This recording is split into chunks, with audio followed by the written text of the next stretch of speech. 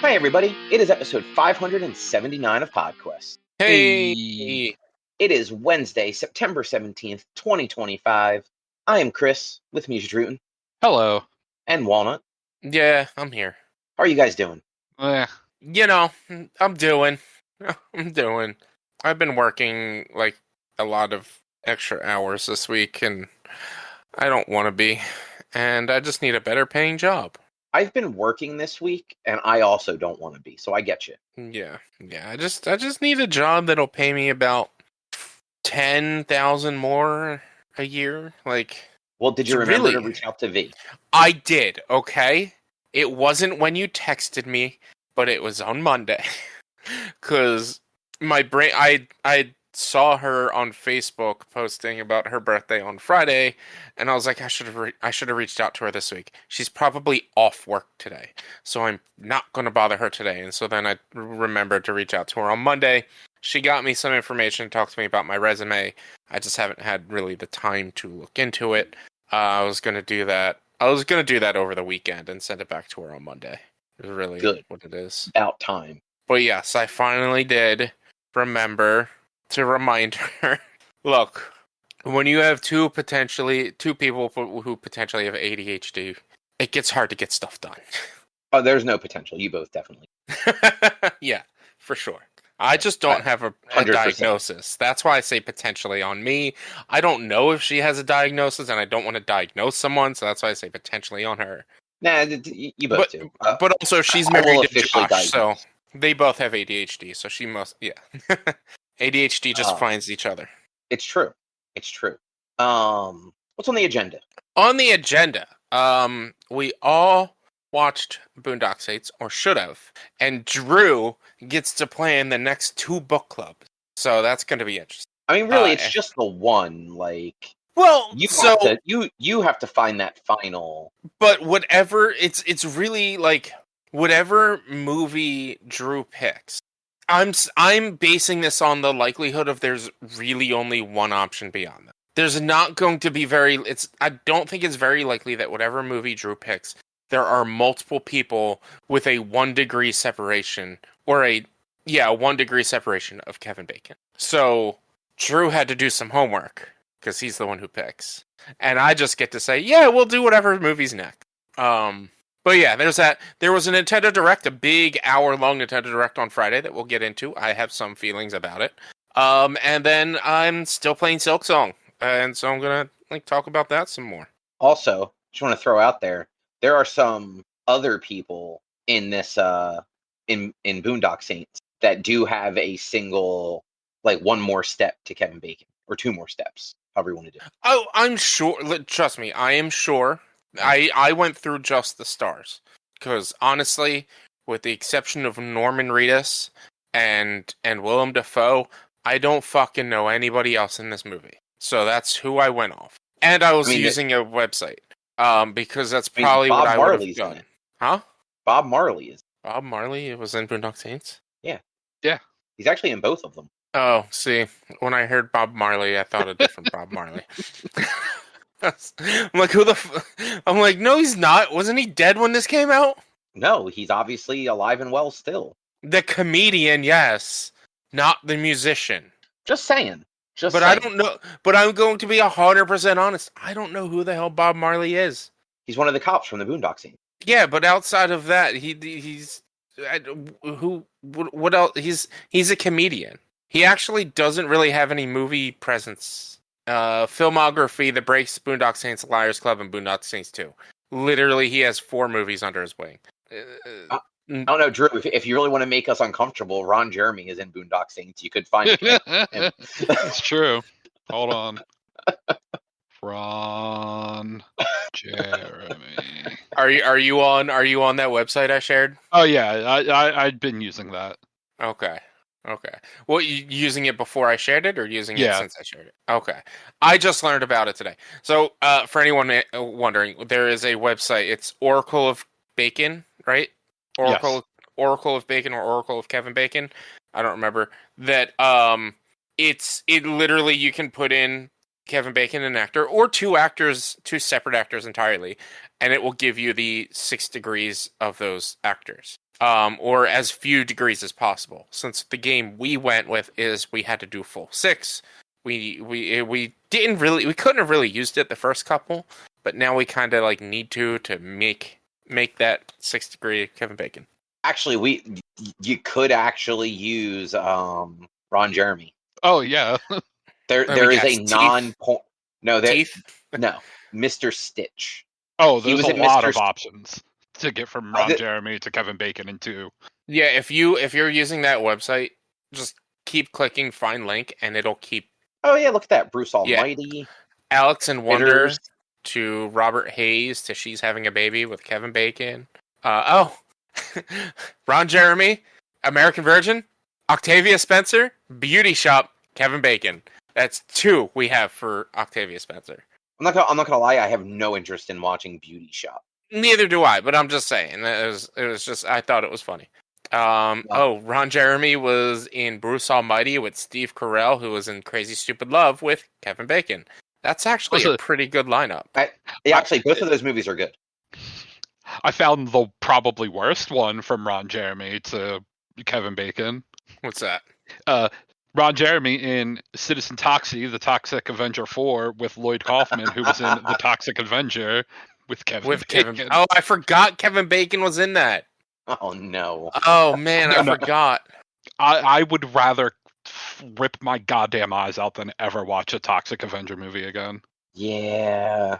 Like, I could sit down and watch one of those as, like, a joke or something like that with, like, a group of people, but that's not a movie I'd ever want to watch, like, on my own again. We could do Ron Jeremy, who was in Poultrygeist, Night of the Chicken Dead, with Lloyd Kaufman, who was in The Toxic Avenger with Kevin Bacon. But then we would have to watch The Toxic Avenger again. I know. I was kidding, but some of these titles, I just couldn't give up that title. But we'll find out Drew's pick after we talk about the movie. Yeah, so that's the show. Let's talk about Boondock Saints. Yeah. I enjoyed this movie. Have you never seen it before? I've seen it once before. And like I don't have any like nostalgia for it or anything like that. I was a teen maybe. It was a Vogel movie. Vogel brought it over and we had it and we watched. Oh yeah, that's right. And it was, I don't know if it was when he was living in our house or not, but there was a time where Vogel was bringing movies like every other day or whatever, and we were watching. Well, because he was ripping them, right? Like he was like renting them at Blockbuster and Netflix. Yeah, he was ripping them and then returning them. Yeah, Blockbuster did their Blockbuster like delivery service, and he would rent it, rip it, and then send it back and get the next one. He was paying like $6 a month, and he got all these movies basically for free to own, because he would rip them because Blockbuster didn't know how to stop that. But yeah, so I've seen it once before, and like this movie isn't a movie I would often or really ever set out or even think about to watch, but it's not inherently a bad movie to me. It's not a boring movie. It's actually a solid movie. I like the filming style. I like the way they do it. How you don't see when you see the action is when when it's the detectives trying to figure out what happened. Like you don't know what happened. You just see the aftermath first, which is something I like. I like that a lot. Like, and yeah. A movie idea I've always had, and this was something like I might have tweeted about it when Batman vs Superman came out. Was like release 2 cuts, release the Batman cut and the Superman cut, where you only see the parts respective to that character. Be the worst cut. But like, that's it's a bad example, but it's really the only good example I could think of. Like that movie is a bad example, but a movie like that would be an interesting take where it's like if you want the full, like you could get the full viewing, like you release 3 separate cuts, release the full cut, the Batman cut, and the Superman cut. And if you want the full thing, you see the Superman cut, or you can see the full cut, or you see one or the other and just get the perspective of the one character. I just think that would be a fun idea. And so that's like kind of how this goes. It's like you get the aftermath and then you learn about what happens, and then it's just like overall it just flows very well. The only confusion I have is Billy Connolly, right? Yep. who was the big man at the end. Yes. Their dad. Their dad. How did he not recognize them at first? He's I don't been in think he's jail seen for them, years. like ever. He attacked them in the house at the house. Right. But he attacked he's probably been in jail since they were children, like babies. Yeah, he only recognized them because of the prayer. Of the prayer. Because it's just their family's prayer. It's not like it's a just normal like Catholic, like Irish Catholic prayer. It's like specific to their family. Because they seem to not actually realize who he was initially either. Yeah. That was just like, to me, and I wouldn't call it like a plot hole or anything. It's just, I was just confused. I was like, he straight up attacked them and didn't recognize who they were. Who knows how long he was in jail for? I mean, they alluded that he is had been in jail unclear. for decades. Yeah. But either way. Yeah. I really like this movie. It is definitely like one of my favorites. Specifically because of, like Rich, you were saying, like the style in which they film it, where like you see the aftermath of certain scenes, and then it's later on where you're seeing Willem Defoe's character like recreating it in his mind, but like they then flash back to what's actually happening as he's like getting every bit of it correctly. Yeah, because there was a firefight. And admittedly, I was like cooking and up and down while watching and listening to this movie. I don't fully remember. It's the scene where they're hanging upside down and shooting. But one of my favorite scenes is when like they're going through the house to kill the hitman. And like they go into the garage, and you got Willem Defoe in there as they're walking through. And it's just like he's talking about what they're doing there. Yeah. But like he's in the scene, they're doing what he's saying they're doing, and it's like they're together. Probably one of the first times. Well, no, it's like the second time they're all together in the movie, and it's like they're not. It's like he's telling what they did, and as they're doing it, which I'm like, that's a really cool way to shoot the scene. Minus the point where he's shooting his gun up into the air, because I'm just like, what the fuck is he doing? I don't understand. I don't know if this... But he gets the job done. But that's also a potential chance of hurting someone. You are an FBI agent. You should not be firing your gun into the air. You're not his boss. And this was the 90s. This was pre-9/11. Yeah, this is... Definitely, trust me, I get it. It's the 90s when you can do forensic work while smoking a cigarette at the same time and outside of a clean room and shit like that. Like, yeah, this is definitely the 90s. It's just like he is very eccentric. It almost to me seemed like that a lot of that part was him like in not a fever dream, but kind of like my brain is like he didn't actually shoot the gun, did he? There's no way he actually shot the gun. But like he was disheveled. He was kind of losing it because he couldn't find these people that he's more intelligent than, or he's an incredibly smart person. But yeah, I think the way they put this whole together and everything. You do see him as the movie goes on, like he becomes more and more manic because, like you said, like he's good at his job and he can't nail this one because it seems so professional when really these guys are just fucking blundering through it. Yeah. And that I was gonna say something else about it. Fuck, what was it? The fact that I feel like this movie does actually a really nice job of action and like dialogue, where like a lot of times like action movies, it's usually quippy one-liners. And then like your like drama, like or movies like without like big action set pieces, like is usually where you have like the better like dialogue and conversations. This movie actually does a nice job of like kind of weaving them both, like not that they're deep conversations, but they're not just like quippy one-liners that they're having. Does that make sense? Yeah. Like when the brothers are in the vents for the hotel and they're like arguing about like the rope and shit. Like that's funny and it feels realistic for two brothers, but it's not like quippy one-liner stuff that you get in like a Marvel. Yeah. And then that leads into like them literally falling into a really cool action scene. And then they fuck with their friend when he comes. Yeah. That was great. I'll also say I love Norman Reedus, but thank God they didn't make Daryl have an Irish accent. His Irish accent, like sometimes it was fine, but there were lines that he had that I'm just like, man, he's very young in this. Like, he's probably pretty new to acting, but his accent was rough at times. It was rough. But Irish is honestly, from what I hear, Irish is one of the harder accents to do as a non-Irish actor trying to do that accent. So, like, he did the best he could. You know what? That makes a little bit of sense. I'd also throw in, it's not just Irish, it's Boston Irish. Boston Irish, yeah. Like, which is like the Boston accent's its own thing, and so. Yeah. But you're not wrong. Mm-hmm. And like, you figure this was not like a big budget movie. Like, they did not have dialect coaches on this film. No, not at all. I'm sure that the filming of this movie was like kind of very fast, very guerrilla. I mean, this is his 1, 2, 3, 4, 5, 6, 7, 8, like 9th movie. Like, he was very new to acting. And it was probably his first, like, starring role. I don't know for sure, but yeah, he's very new. Now, how old out is of curiosity, Reedus? He's in his, like, I think he's around 50 now. 69. He is born in 69, so 56. Yeah, that tracks. Have you guys ever seen the sequel? No, I have not.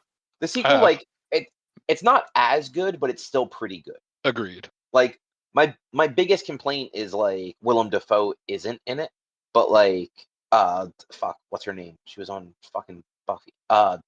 Julie Benz. Actually did a really good job of playing, like, his protege. But, like, I feel like another movie of, like, Willem Defoe trying to, like, find these guys after they pop back up. Like, not as, like, an FBI, like hunting them down, but, like, literally as, like, a, hey, you guys need help. And, like, him just, like, being, like, one step behind them the whole time. I think that would have been fun. But, yeah, Boondock Saints. Fun movie. Yeah, it's fun. It's solid. I wish they would get a chance to make a sequel, but, like, who knows? I don't. They probably won't get a third.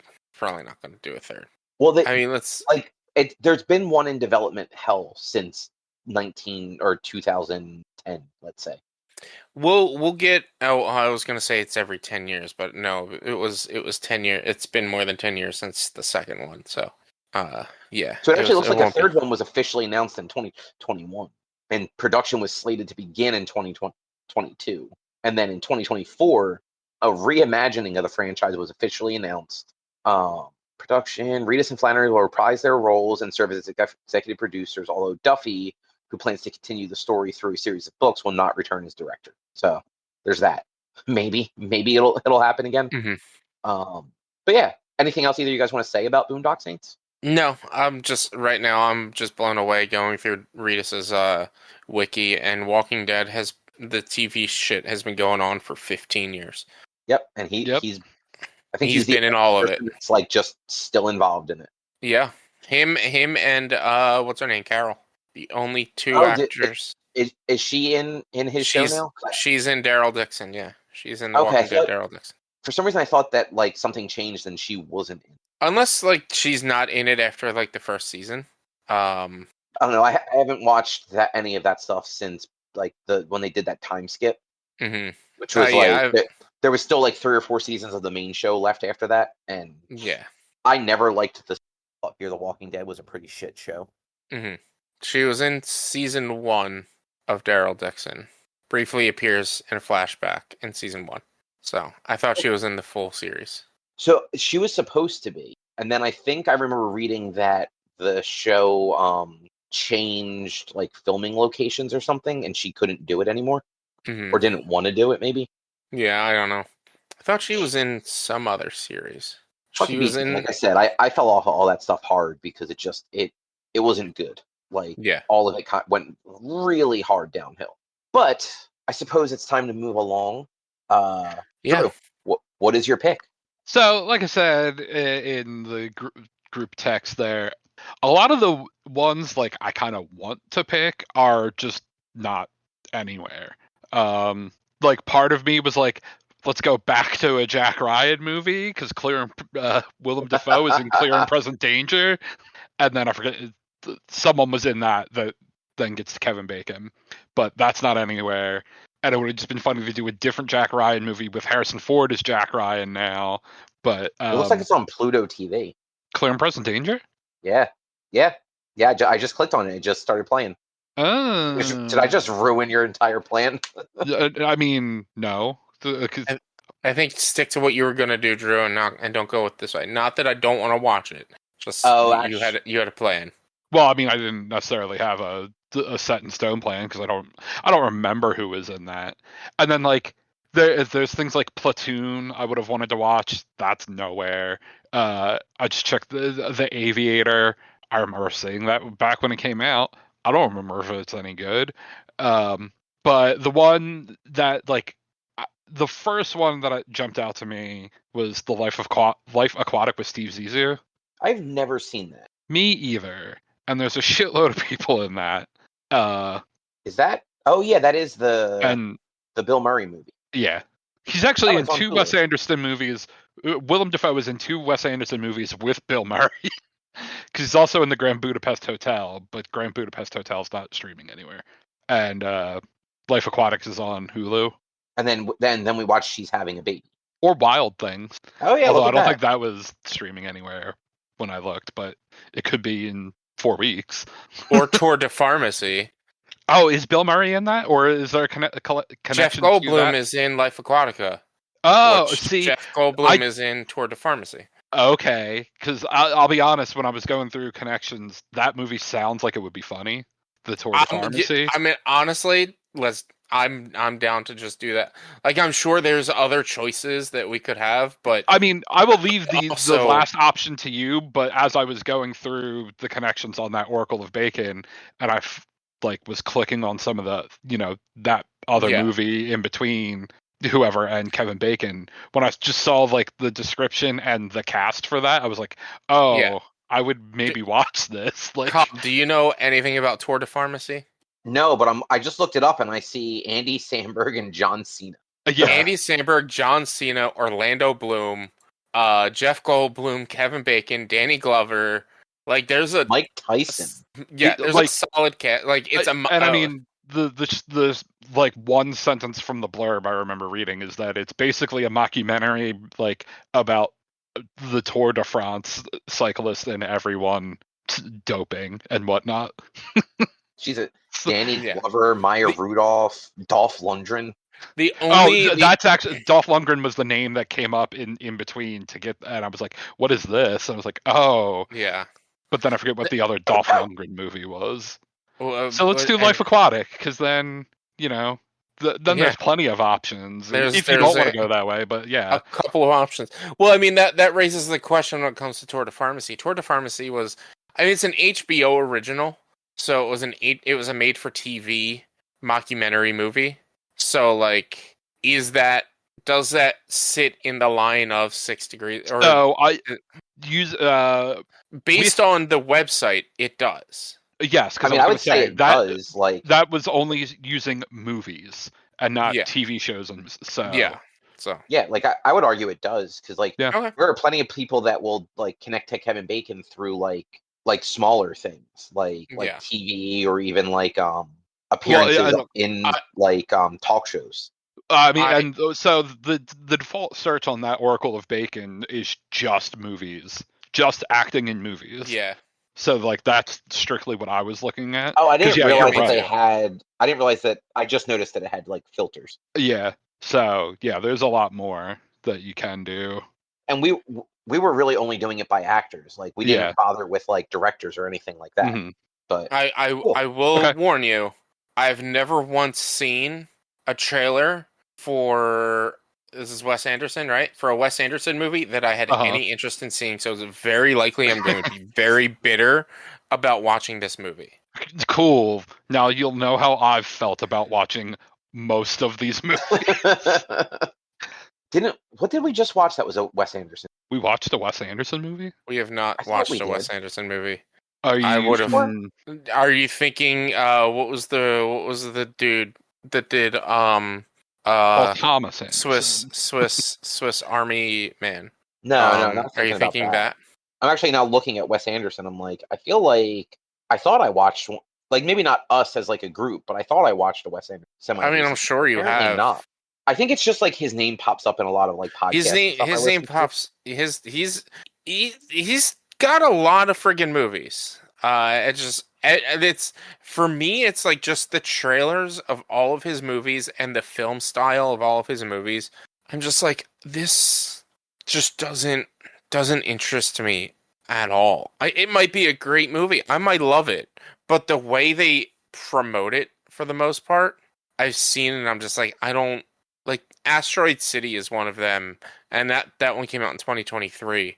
That I'm just like, that gives me zero interest in seeing that movie. What other movie? I don't know. I mean, he did Isle of Dogs. I think that was another one where I think like the animation just kind of creeped me out, and I was just like, I don't Holy shit! have any interest Fantastic in the Mr. Fox is 16 years old. I thought that movie came like 5 fucking years ago. Nope. Jesus. I think it was Moonrise Kingdom that I remember seeing trailers for that I was just like, this just looks stupid. That's I don't know. Looking at it now, I think I've only ever actually seen part of the Royal Tenenbaums, so I've actually never seen a Wes Anderson. So this will be, it'll be an experience. Yeah. Moving along though, there was a Nintendo Direct. There was a pretty big Nintendo Direct. It had a lot of shit, and honestly, for the most part, I thought it was a very solid Direct. It had a lot of like cool upcoming things, like, and in normal Nintendo fashion, like they're 6 months out at most, with the exception of maybe like one. Like they don't maybe a little bit further because like yeah. No, I guess it's September, October, November. Actually, no. You know what? It could be 6 months. Like, because I was thinking like Fire Emblem, for instance, might be more of like a spring game. But like 6 months from now would be putting us in March. So like, yeah, that's not totally unreasonable. I can't remember what they said for Fire Emblem. 2026 was all they said. Yeah, just 2026. But like for them, generally, like when Nintendo does their directs and things like that, they tend to leave things within 6 months and then like have 1 or 2 long, like later next year kind of things, or later this year kind of things. But generally, like they tend to keep it very close in to like what's coming out or out recently. But overall, like it was a pretty good show. And like there were some dates on things that like people had been waiting for, like Metroid Prime 4. Yeah, like December 4th is when that game is finally coming out. And that looks interesting because it looks like it's going to be like a much bigger planetary exploration kind of thing. Whereas because there was those third person like motorcycle level. Yeah, and like in Metroid, in the other Metroid Primes, it was more like. I think maybe in Metroid Prime 3 you went from planet to planet, but each planet was a very linear, like, dungeon-based system. Whereas this one is, like, maybe multiple dungeons throughout each planet or something like that. It looks interesting. I've only ever played Metroid Prime 1, though, so I can't really say. But yeah, it's nice to get a date for that. The new Super Mario movie is going to be based off of Mario Galaxy, it seems. Which that is probably my favorite, like Mario. I would. It's tied with Odyssey as my favorite Mario title.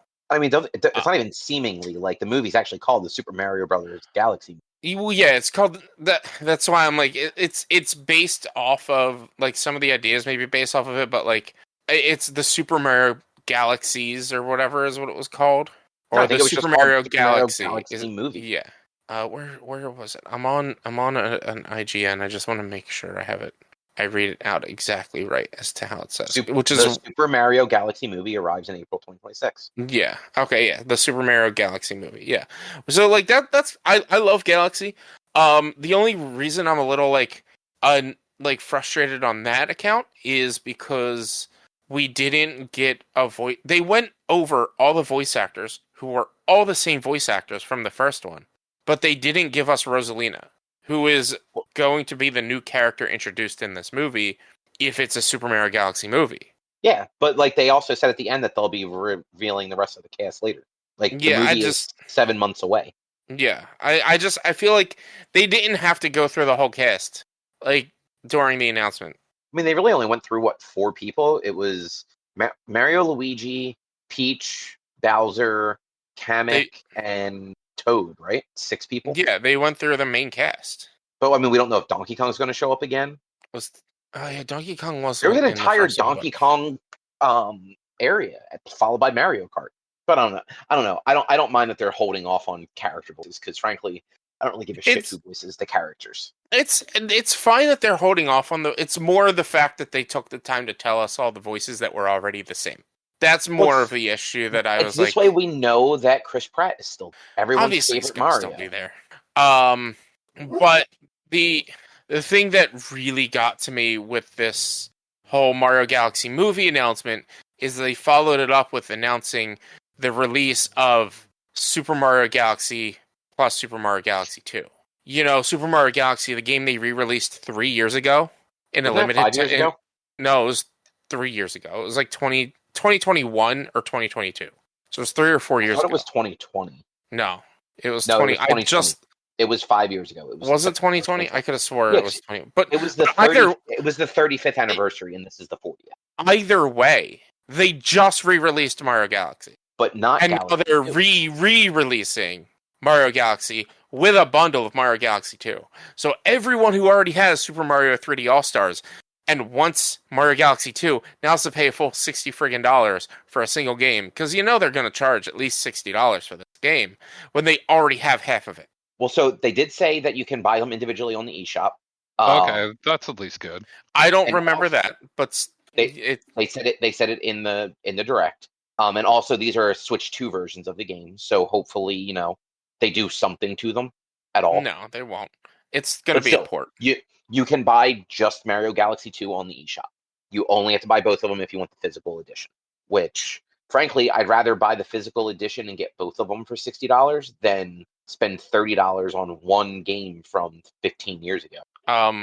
Sorry, I got distracted with a text message. My mom texted. What was that? What'd you say? I said I would personally rather buy it at $60 physically and get both games on a single cartridge than buy it for $30 physically and just get the one. No, I agree. Or, it is a 3D game. Why was it not included in Super Mario 3D All Stars?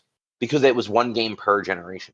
It should have been all the 3D online 3D games. I agree, the exception of Odyssey, because it was just they don't need to re-release that. It's the current generation. They did 64 GameCube and Wii. Those were the... Yeah, but I mean, was Switch 2 was Wii, but it's still they could have or Odyssey Galaxy 2 was Wii is what I meant to say. It's just I don't know. I'm feeling a little ripped off because of that. You don't have to buy Galaxy, or you don't have to buy the first Galaxy. You can just buy Galaxy 2. Yeah, but like you said, it's online only. It's it's digital version only. Yeah. You could have just given it to me in the physical copy of the game that I got that was supposed to celebrate all the 3D games. No, it was just the 35th anniversary for one of each generation. But it was 3D All Stars, Super Mario All Stars.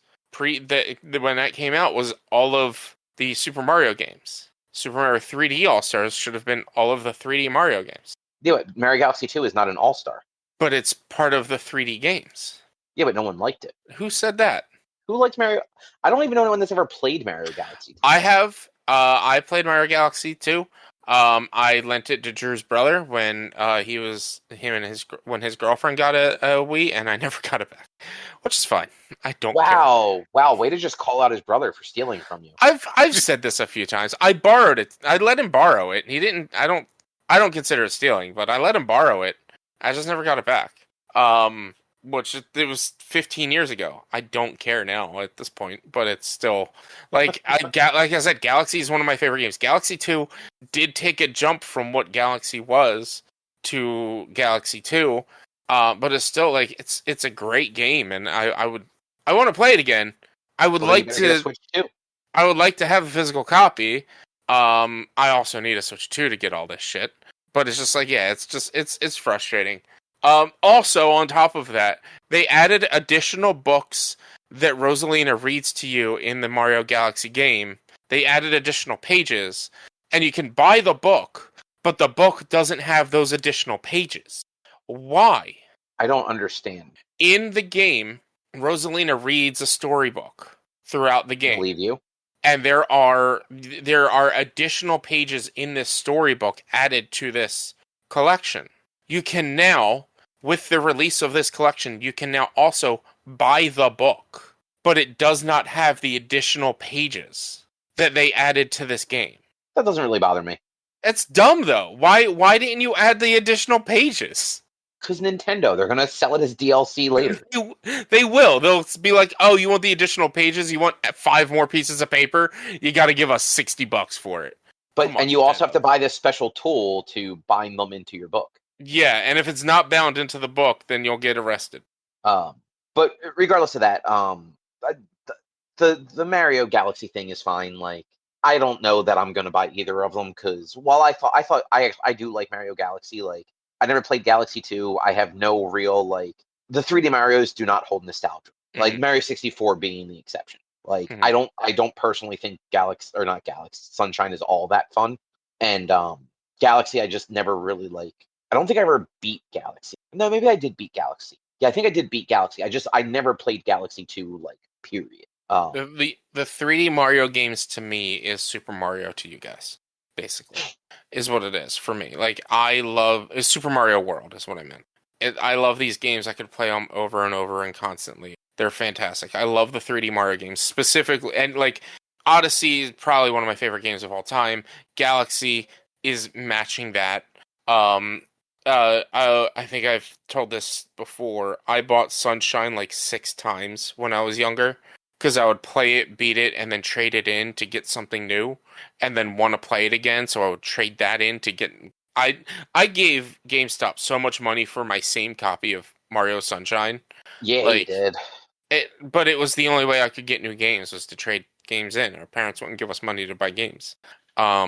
So like I've always loved the 3D games. Like the only one I didn't really play a lot of was Super Mario 64 because I never owned it, and I only had a Nintendo 64 for a very short while.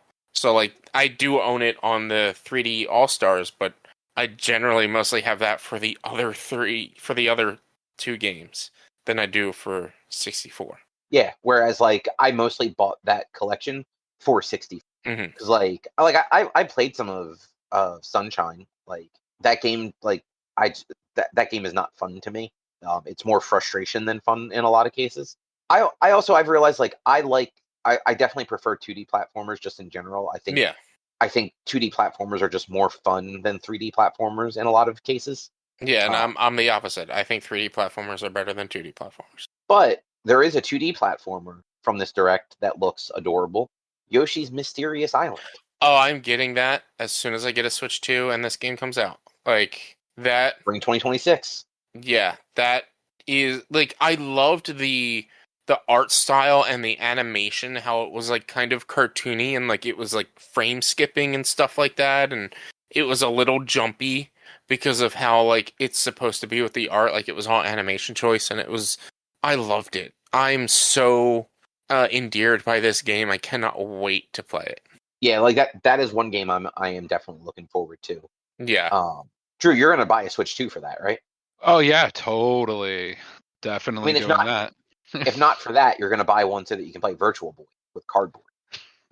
Man, you completely skipped over Mario Tennis. It's not on this list. What list? The list I'm looking at. It was one of the big announcements was Mario Tennis. Oh, why is it not on your list? So it's after Virtual Boy. The list is not in order. No. But also, Mario Tennis is fucking boring, so I don't give a shit. I love all the Mario sports games. I'll be again as soon as I get a Switch 2, that's gonna be another one of my immediate purchases. Much like 3D Mario games, other than Mario Kart, I don't actually have any I don't have any desire to play the sports game. Like I've played them all. Like they all play. Like other than I did not enjoy the tennis one on the Switch when I played like the demo. I don't think anyone played bad. I just don't. I personally don't have fun with it. I wish they would. I don't. When was the last soccer one? Was that Strikers? I think that was the. There was the Wii one. Yeah, I think it was Strikers. If they had one for the Switch, or if they come out with one soon, that is going to be my next Super Bowl prank, is to play a Mario football game. Or, they should just do Super Mario Football. That would be great. I would love that. Like if they did a Mario football game, I would actually do that for a Super Bowl. Sure. But yeah, we can go over to Virtual Boy. Oh wow, no, Hopefully, there was another Mario Strikers on Switch. okay. Mario Strikers Battle League was announced in February Yes, 22 right. and released June 10th, 2022 for the Switch. Right. Yeah. I never got around to getting that one. The Switch got a lot of got ignored by me a lot over the past few years. I didn't get as many games as I wanted to. There's a lot of games for the Switch that I wanted to get that I never got. That's fair. But yeah, Virtual Boy. Hopefully less eye bleed.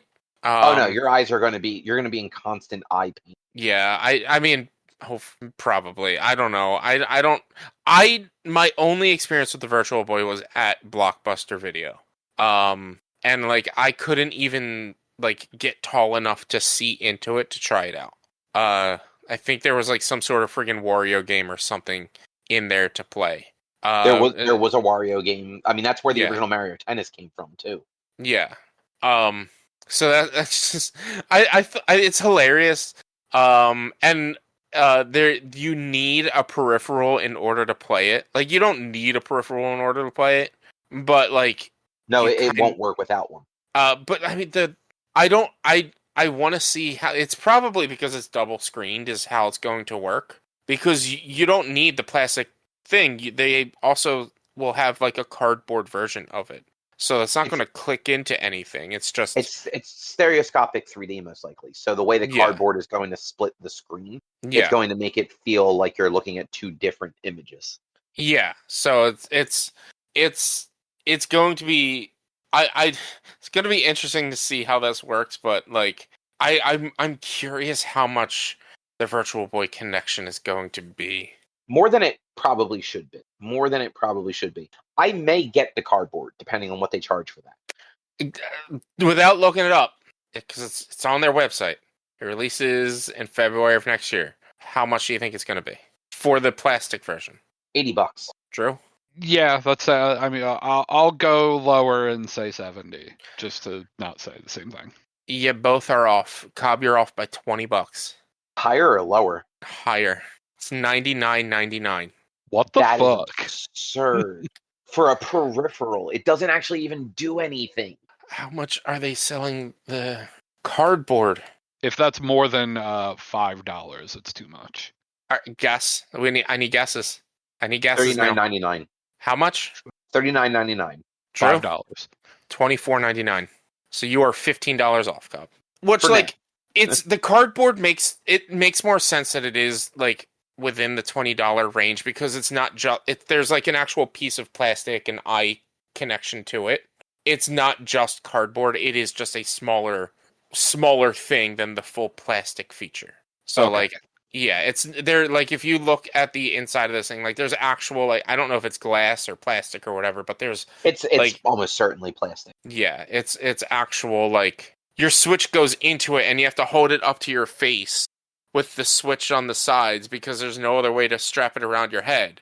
But like it's all cardboard. Honestly, don't get the cardboard thing. Like look this thing up at this point now that you know how much it is and look at how dumb this is going to look. That is disappointing. Yeah, it's hard to explain for the audio medium, but like the Switch, you have to hold the Switch inside of it.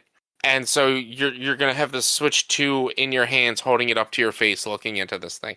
It's like I'm happy they're like doing something like this because it's kind of funny that they're like the most failed thing ever to come out in video game history. I believe would probably be the Virtual Boy, and they're like, oh, by the way, we're releasing the games on Switch if you have the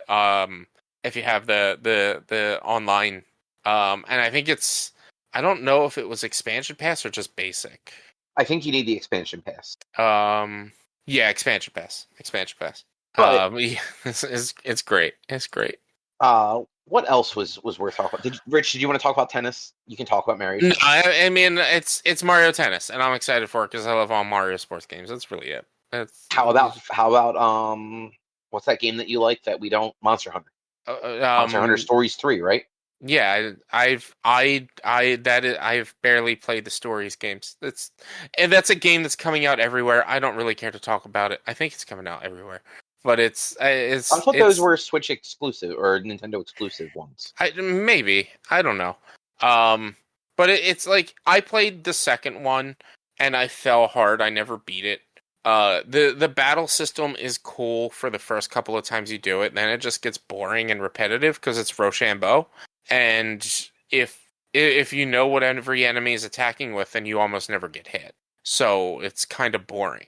There's strategy to it, but there's also no. It's mostly just kind of luck. But yeah, it's fine. It's just fine. I never really got hard into the stories games, and I wish we could get storytelling like this in core Monster Hunter games, but we won't. So there's nothing really to talk about that.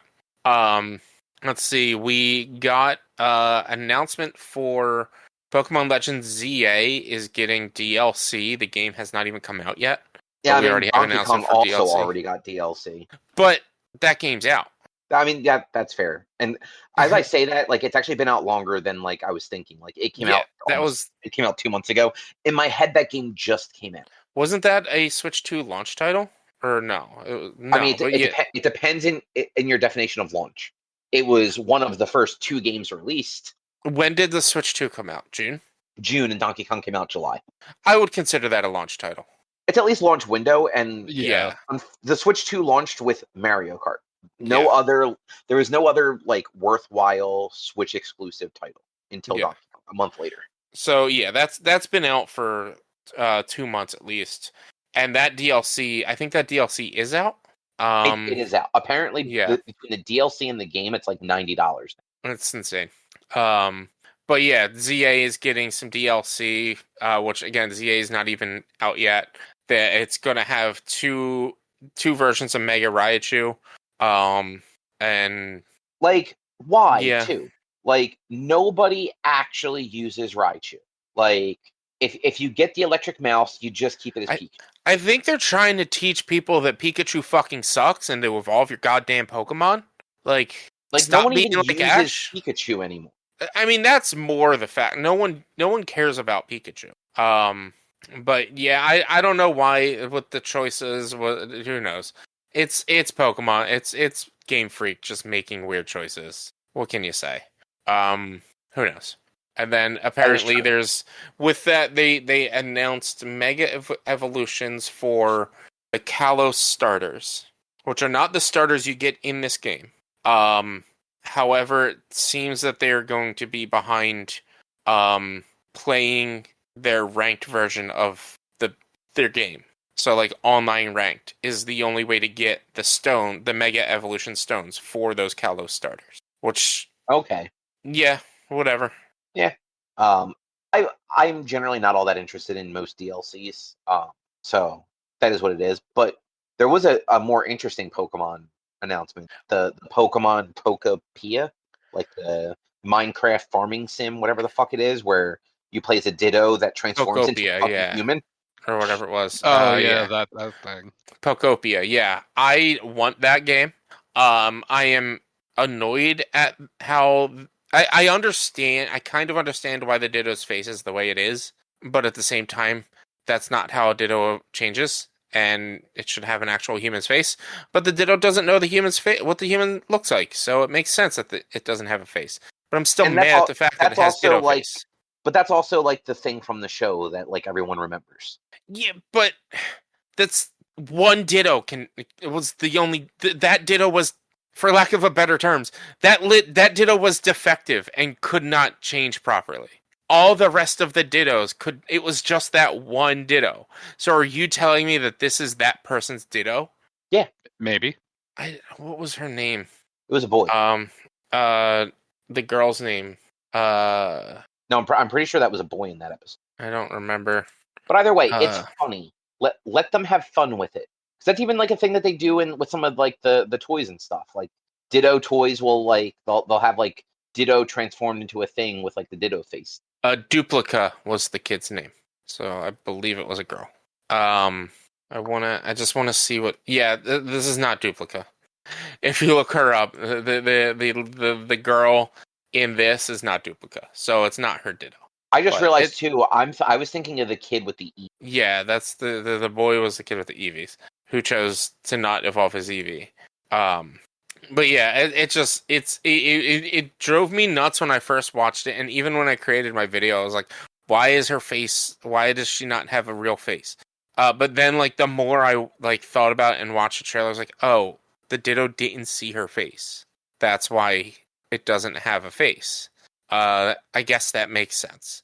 Also, just learn how to have fun with things. Jeez. No, like it's that one Ditto couldn't transform properly. Not Also, all Dittos aren't supposed to be able to transform into people. They transform into Pokemon. People aren't Pokemon. False. I don't actually. I'd have to look more into the canon, but in Detective Pikachu, a Ditto changes into a person. Detective Pikachu doesn't count. Pretty sure Detective Pikachu is canon in the world of Pokemon. I don't think it is. And as canon can be in the world of Pokemon. I don't think it is. I think you're stretching a little bit here. But either way, that game looks like it could be like actually kind of fun as you like learn different like Pokemon abilities so that you can like farm and harvest and terraform. According to Google AI, Ditto can transform into people and has done so in Pokemon games and media such as Ditto 5 side quest in Pokemon Ultra Sun and Ultra Moon, where 5 Dittos impersonate humans, and then it goes into Pokepedia. Way to just like burn down an entire rainforest with your AI search. I just searched it, and Google brings up the AI top thing. So sure, that's how searching is now. Everything has an AI that helps you. Which honestly, Google's always technically had AI. So though, Richie, if you're going to use Detective Pikachu as the Dittos can turn into humans, the human in Detective Pikachu has fucked up eyes. It has Ditto eyes still. Does it really? Yes. It's been a while since that's right. She wore glasses the whole time. Yes. That makes me even more mad now. But so canonically, Dittos can't replicate human faces. I mean, you know what? Fine. If that's how it is, fine. Humans can't, or Dittos can't do human faces, or at least can't do human eyes. But it's just it irked me a bit at first. But it's the game. It looks like a game I'm gonna get. Like I would get if I had the ability to get it. It just looked so cute and silly. Yeah. What did you think of the new Hyrule Warriors? I think it looks good. It's weird when they did the Hyrule Warriors Age of Calamity. They did time travel midway through, and this one they're doing an isekai style time travel where Zelda gets sent back in time, which is just weird. It's weird because I have a question. I have a question to add to this. Let me finish my statement, then ask the question. Okay. It's also weird because this goes to the first time they fought Ganon, which the first time you fight Ganon is Skyward Sword, and you deal with Calamity Ganon in Skyward Sword. So does this before Calamity Ganon Skyward Sword? So this is before like the hero cycle. Because you're basically going back and you're fighting with the original king and queen of Hyrule, pre-Skyward Sword. But so my question for you, because you played the first one, was it tied into Breath of the Wild in any meaningful way, or was it totally separate from Breath of the Wild? It was basically totally. It was so Age of Calamity took place. It was the fight. It was supposed to be the fight that started. The fight that was during Legend of Zelda, Breath of the Wild, before all the events happened, like 1,000 years ago, whatever it was. Like with the four people and stuff, right? Yeah, the 4 original Guardians. And that was supposed to lead into like where Link gets hurt and they all separate or whatever. So like up until about the halfway point, it's kind of sticks to the story, and then all of a sudden the characters from the current game are being sent to the past to help the fight in the past, which made no sense, and it just went off the rails. Okay, so I asked that because in Tears of the Kingdom, one of the first things that happens in this is Zelda goes missing, in like a timey-wimey way, it seems, and the Master Sword goes with her. So I'm wondering if this is supposed to be what happened to Zelda during the events of Tears of the Kingdom. It very much could be. It very much could be.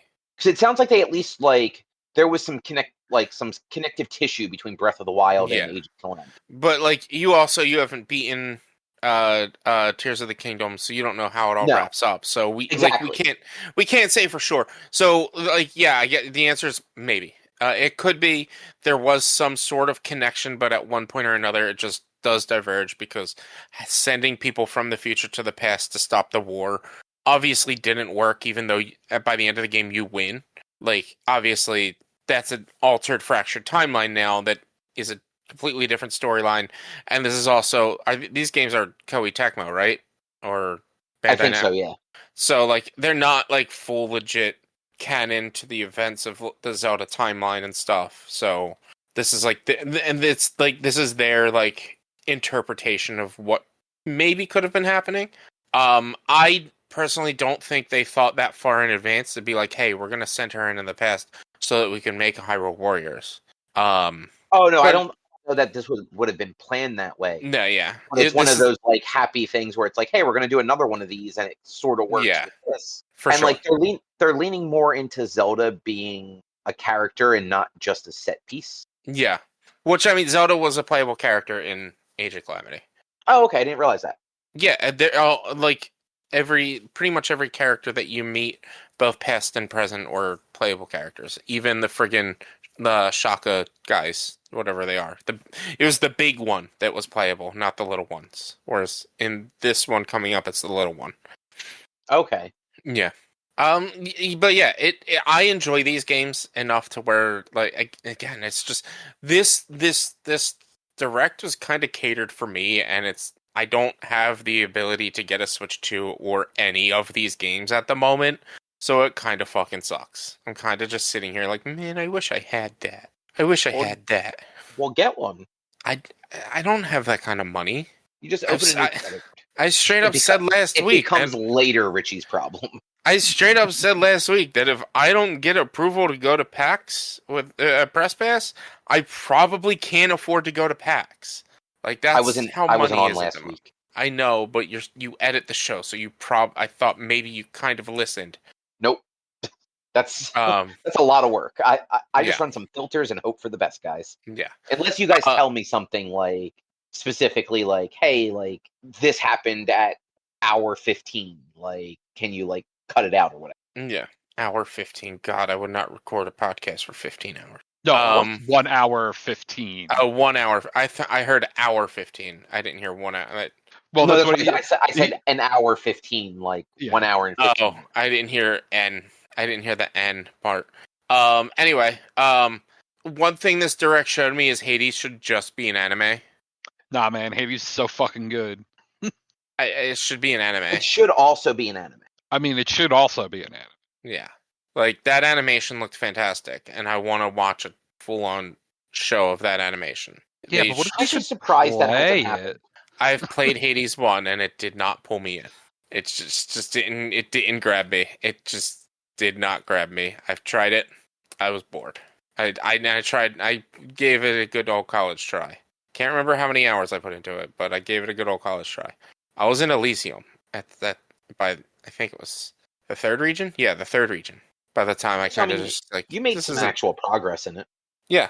But yeah, it should be an anime. I mean, again, like, I would be okay if it was also an anime. Mm-hmm. I do want to talk about the Fire Emblem. That Fire Emblem, Fortune's Weave, looks like it's going to be another good Fire Emblem. Because the last one was like a little... I don't know. I fell off of the last one, Fire Emblem Engage. Yeah. That was the one where it was like the school and the that was Three Houses. Three Houses was awesome. I loved Three Houses. Okay. What was I? Was it?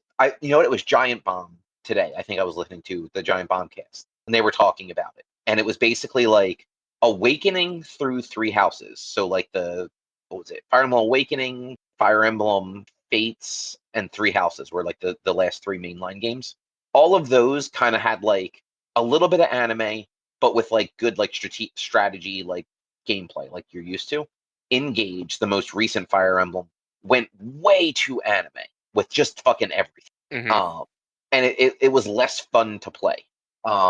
This one looks like it's kind of going up back a little bit more towards Three Houses, and it seems like it might be connected to Three, because the final little bit of the trailer when they show there's the character with the green hair, and she says something along the lines of like, "You didn't forget about me," or something like that. She was like a deity character from Three Houses. Mm-hmm. As long as this is more of like a tactical RPG and less of like what Three Houses was, where it was kind of like a relationship sim on top of tactical RPG. Like I think that was one reason I really didn't get into Three Houses and didn't want to play it, was because of the aspect of like it was like the relationship aspect. So everyone, at least since Awakening, has had that. You don't have to do it though. But you have to play the game 3 times in order to get the full story, and that's what really turned me off. I played it once, and I enjoyed the story that I got. But you know me, I want everything. I want the whole story. And for what it's worth, from what I've seen, like playing it through different times, like that game would actually have like fairly different outcomes, because the 3 houses at the school are so different, and like the characters you can use in those 3 houses are completely different. Mm-hmm. So there's benefits to it, but I am interested to see more about this one, and I will almost certainly buy it whenever it comes out. So that's one of the games where it's just sometime in 2026. So like because it was like the one more thing part, this could be like the one game that is actually deeper in the 2026. Yeah. Either way, like I'm looking forward to it. Yeah. Besides that, there wasn't really much more else of super substance. Resident Evil Requiem is coming to the Switch too, which I think that's the longest and newest trailer that they showed. But the game was just it was fine. Who's gonna get that game on Switch? I don't understand the point of Kirby Air Riders when you've got Mario Kart, so I don't really care for it. Yeah, most of the other stuff on there was either like stuff that had been announced already, or like ports and things like that. Like we talked about all the big stuff. Yeah, the only last thing, Dragon Quest 7 is getting a remaster or a reimagine into the Switch 2. And the one guy looks just like Prince Charming from Shrek. That's funny. You see it, right? You see it? No, I can't find the game on the list that I have. Man, you have a bad list. It's the IGN list, and it's very long because it covers literally everything. It's near the bottom. Which guy looks like Prince Charming? Because I haven't seen Shrek in 22. I'm watching through the trailer to pull it up. Go to like 42 seconds of the trailer. He's the sword guy. I think he's the lead character. I don't know. Is it the blonde guy or the black-haired guy? The blonde guy with the red and the blue like collar. Yeah, look I don't think he's the lead character. Yeah, I don't know who he is, but look at him and then look up Shrek 2 Prince Charming. Yeah, you know what? They do look strikingly similar. It's the same character. It's the same person. This is in the Shrek universe. It could be. Yeah. It made me laugh when I was like, wait, Prince Charming? What? Yeah, everything else just was like fine. There was one last game that I was interested in. It was one of the there was 2 games that I was interested in. It was like the pseudo indie games that I don't know if either of them are Switch exclusive. I know one of them isn't. I don't know if the other one is, but PopUcom, which is like the color game where you have to play with other people, looked kind of cute and cool and fun to play. And then Linked Banner of the Spark, which is like a roguelite, roguelite town, slice of life sim game combo kind of thing, which looked pretty cool. But yeah, that's about it. Nice. Well, in that case, I think the only thing we have left is Silksong still good, or was it good to begin with? I don't know what your opinion was. It's so good. It's so good, and it's just as good. In my opinion, it's just as good, if not better, than Hollow Knight. It was worth the wait. and I'm having a lot of fun. How it is harder than Silksong, or harder than Hollow Knight, by dramatic amounts. Hollow Knight, in my opinion, didn't like some of the bosses were tough, but didn't really get hard until you started doing some of the bonus content, and like the extra the side, like the additional ending content. So in Hollow Knight, there's like, well, and I talked about this last week, so I'll skim through it as fast as I can. Hollow Knight, like the final boss is Radiance, and that is one of the hardest bosses in the game because it's like a combination of bullet hell and Metroidvania style attacking and combat.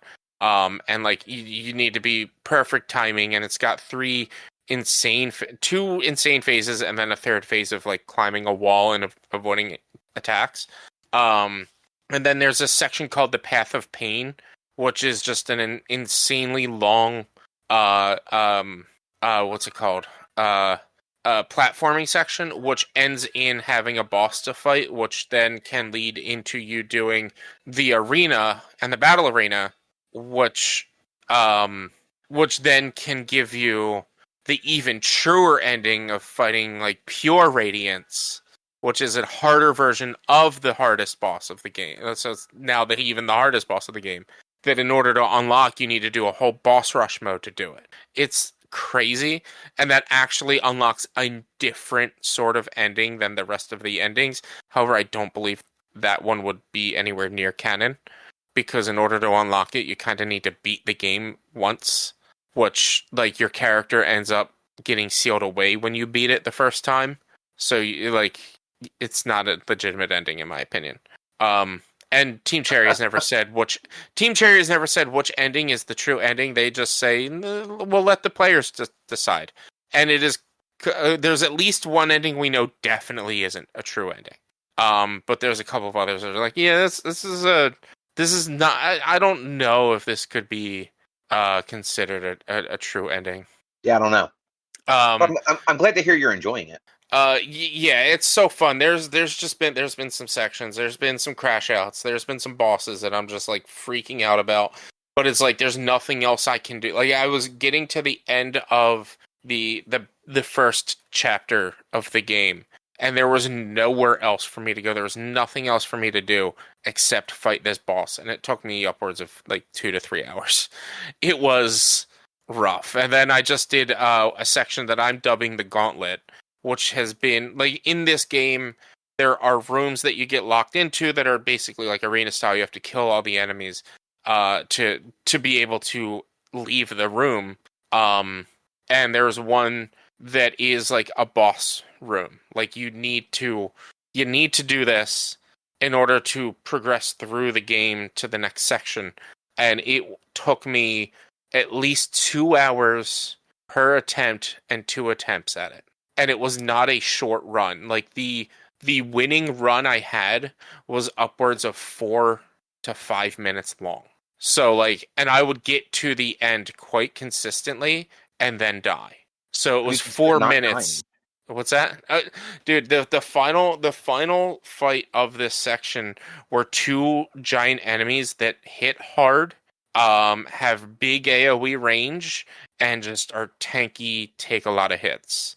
So you like it really took like when I got to that part, I learned those enemies well enough that you fight one of them earlier on in the Gauntlet, and I learned it well enough to where I didn't take any damage when I was fighting a single one.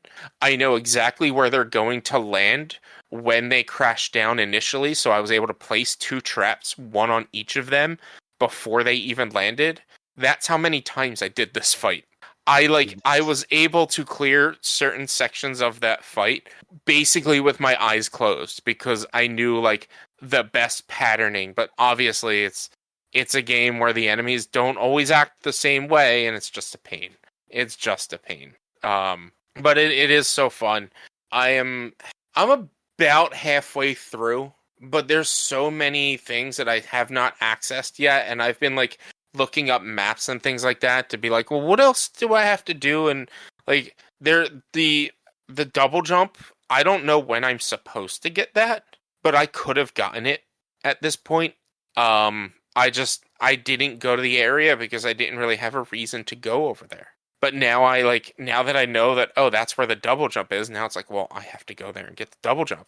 And getting the double jump is going to unlock this and that and all these and this. And now I can go do these things. And I'm just like, I keep wanting to play. I just don't want to stop. I streamed for 8 hours accidentally on Sunday. I started at 10-ish, 11-ish, 11:30. And I was like, all right, I'm going to play until the Eagles play. And I'm going to stop. And then I didn't get any text or anything from anyone saying, hey, you want to come watch the game? And I just kept going. And then the Eagles game was over. And it was 6:30, 7 o'clock. And I'm like, I got to stop. I haven't eaten since breakfast. Chase hasn't eaten dinner yet. I need to stop. And then it's 8:30. And I'm like, I need to stop. It's just, I can't. I just got to keep going. These games just, they pull me in. But well, yeah, at least you're enjoying it. Yeah, it's so good, and I can't wait to find out all the shit I missed. Because I know I'm missing stuff. But yeah, it's a great game. If you liked the first one, you'll love this one. If you love Metroidvanias and Soulsborne games, you'll love this game. It is definitely like a combination of the two. And if you like platforming, you'll honestly probably like this game. But there's a lot of combat to it, so like you have to enjoy combat. I know, like I played a little bit of the first one, and like it played really well. I don't enjoy the whole like Souls side of it, like enemies respawning and stuff. Anytime you try to like heal or save, like that just gets old for me after a while. I mean, I wouldn't consider the enemies respawning whenever you heal or save a Souls aspect. That's definitely more a Metroidvania aspect. Like. In a lot of like games like that, they literally just respawn as soon as you like transition. There are some enemies in this one that respawn when you jump from room to room, but like they're like the Souls aspect of this is more the idea of losing your experience, whatever you would be considered experience, and having to go get your body before you have it, before like having to go get it back by getting to your body or your shade or whatever you're going to call it. I didn't actually realize they had that. Yeah, so in Hollow Knight 1, it was a shade that you would actually have to fight, and it would be like a bit of it wouldn't be like it wouldn't be much of an encounter, but you had to hit it like 2 or 3 times before you could call back your shade. In this one, it's like a cocoon of silk that you have to go and slash. And that gets you your money back or whatever. That's really, it's that, and just like the difficult bosses are really where you can compare this to a Soulsborne game. Everything else I consider more basic, generic Metroidvania style game. It's just hardcore. It's hardcore platforming at times. Yeah, I mean, like I didn't play that much of the first one, but like I never thought the platforming was that hard. It gets harder, and like I said, look up Path of Pain. Look up somebody doing Path of Pain, and you'll understand. I've watched videos of people doing the Path of Pain, and I've sat here watching them like, yeah, I could probably do this.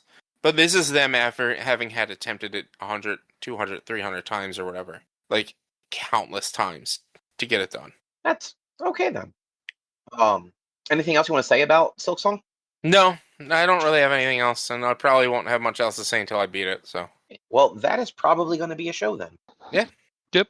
Cool. Well, in that case, if you would like to find more of our content, you can head over to www.one-quest.com. You can also help us out by supporting us at patreon.com/onequest. If you can't support us there with your dollars, though, you can go to your favorite podcast platform, Apple Podcasts, Spotify, YouTube, rate us, review us, subscribe to us. They all help. We're on social media, facebook.com/onequestonline or at @1_quest on Instagram and Twitter. And our blue sky is just at one-quest.com. And our email address is social@one-quest.com. And you can find our YouTube channel at youtube.com/onequestvideo. And Rich, what is your streaming looking like this week? Twitch.tv/b_1. It's for video game streaming Mondays, Tuesdays, Thursdays, and Sundays. Yeah, it's Hollow Knight, Silksong, and Sea of Thieves is really mostly what I'm playing. I thought about maybe doing some Anno 1800, and I might do that if I need a break from Hollow Knight at some point, but yeah, it's mostly Hollow Knight and Sea of Thieves right now. kind of want to beat that before the end of the month so I can get into spooky next month. But Nice. I'm not trying to rush it too much. Nice. Well, Yeah. with that, we will be back next week with something else to talk about. Thanks for listening. Bye. See yous. Bye.